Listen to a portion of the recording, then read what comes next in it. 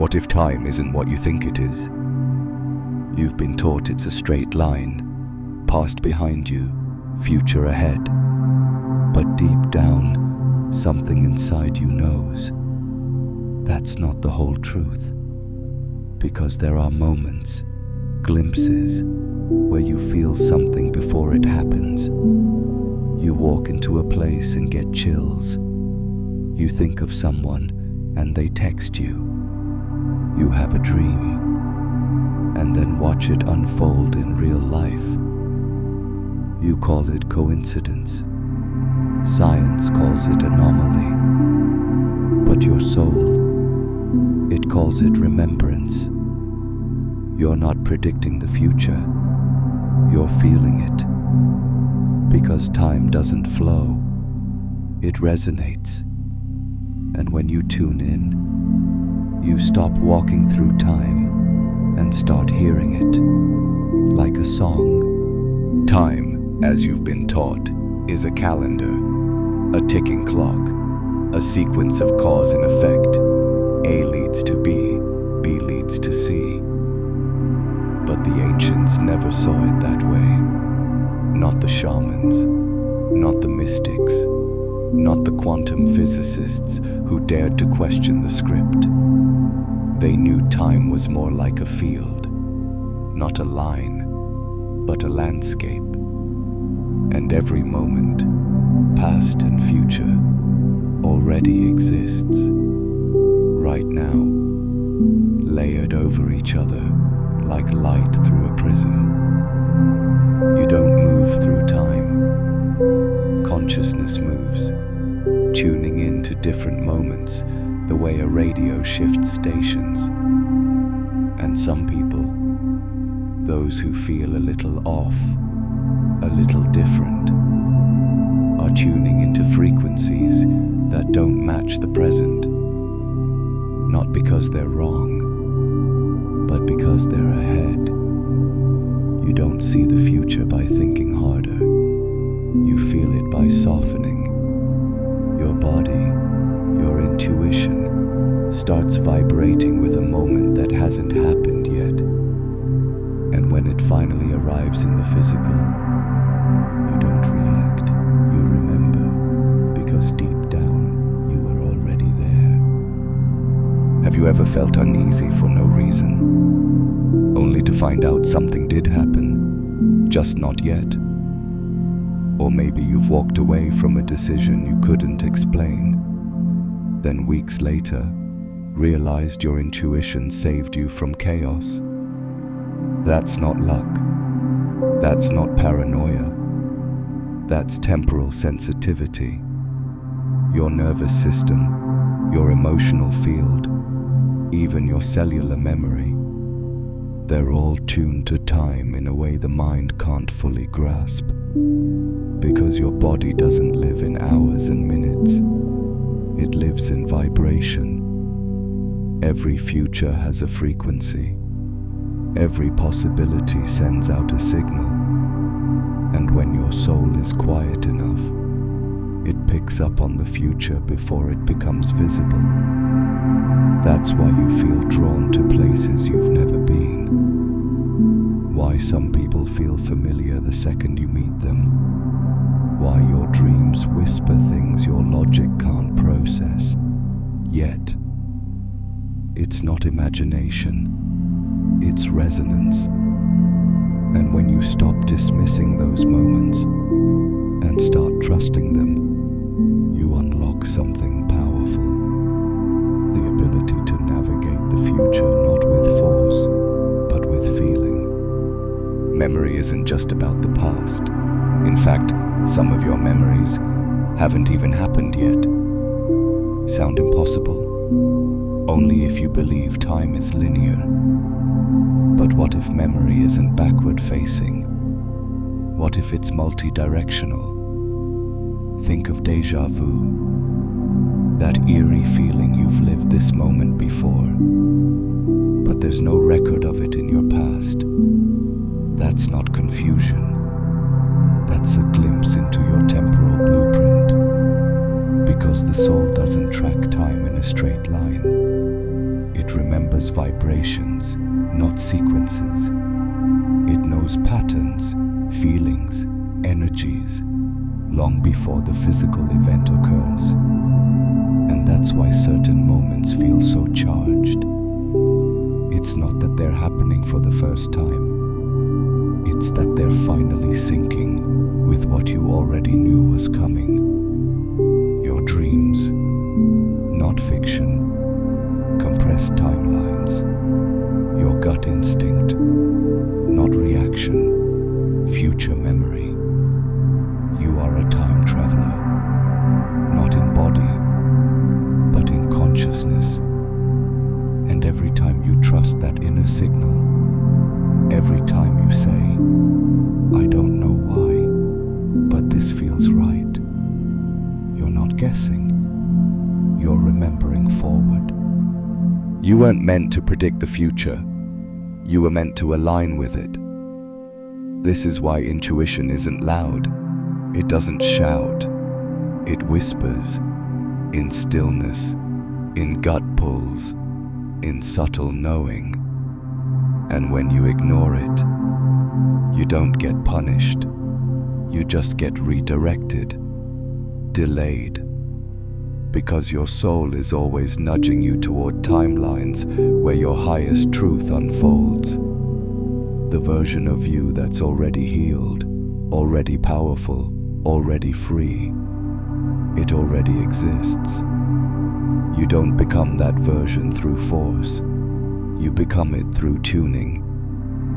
When you follow the intuitive signals, the chills, the pauses, the quiet certainty, you step into alignment with that future, and doors open, not by chance, but by resonance. Your calling, your relationships, your healing, they're not goals to chase, they're coordinates you already hold. And when you vibrate at the same frequency, reality rearranges to meet you there. This is how your soul communicates, not in logic, but in timeless signals. And the more you listen, the clearer they become. Even quantum physics has started to catch up. At the smallest levels of existence, particles don't follow the rules of time. They behave as if the future can affect the past. They shift based on observation, collapsing into form only when you look. This isn't science fiction. It's called the observer effect. In quantum terms, reality isn't fixed. It's a wave, a field of potentials. And your consciousness? It chooses which version becomes real. This means you're not walking into the future blindly. You're shaping it. Every thought you hold, every emotion you feel, sends out a signal that bends probability.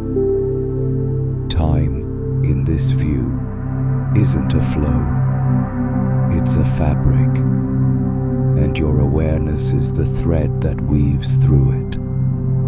So when you get a vision, a dream, a deep knowing, you're not crazy.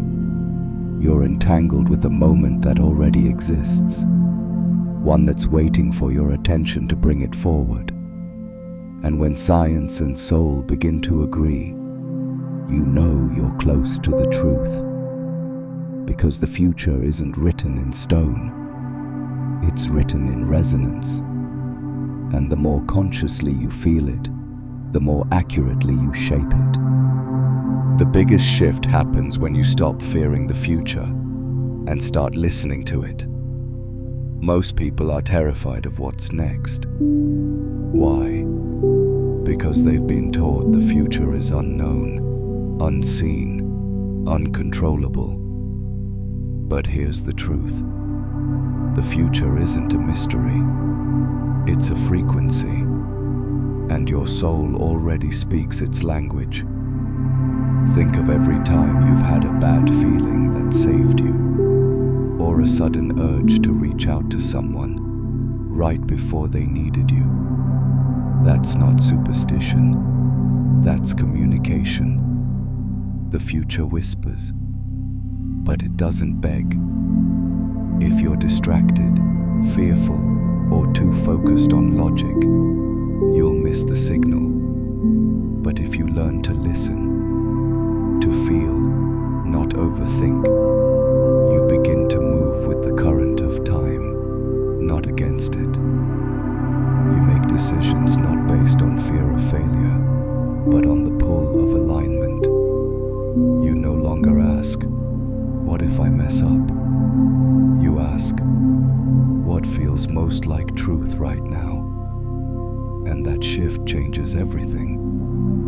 Because when you trust the timeline your soul is pointing toward, you don't chase the future, you become it. So how do you strengthen this connection, this subtle ability to feel the future? It starts with presence, because the future doesn't come rushing in through noise.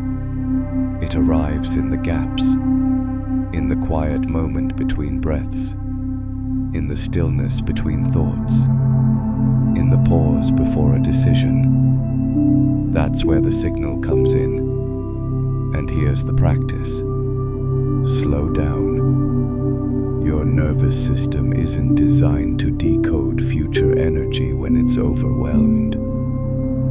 Clarity doesn't come in chaos. It comes in coherence. Meditation, breath work, even walking in silence. These aren't spiritual cliches. They're tools that tune your instrument, because your body is a receiver, and the more still and coherent you become, the clearer the transmission. You'll start to feel timelines before they unfold, not as fantasy, but as inner knowing. And here's the beautiful part. You don't need to try to access this ability. You already have it. It's not a gift. It's your design. And the more you honor that design, the more the future stops being a mystery and becomes a conversation. You're not the only one feeling this shift. Something is happening, globally, collectively, silently. People everywhere are waking up with the same realization. Time doesn't feel the same anymore. Days blur. Dreams feel more real than waking life. You think of someone, and they appear. You say things, and moments later, they happen. This isn't coincidence, it's convergence. More and more souls are tuning in, not to predict the stock market, not to control the future, but to align with the future that serves everyone. You see, nonlinear time isn't just about you, it's about us.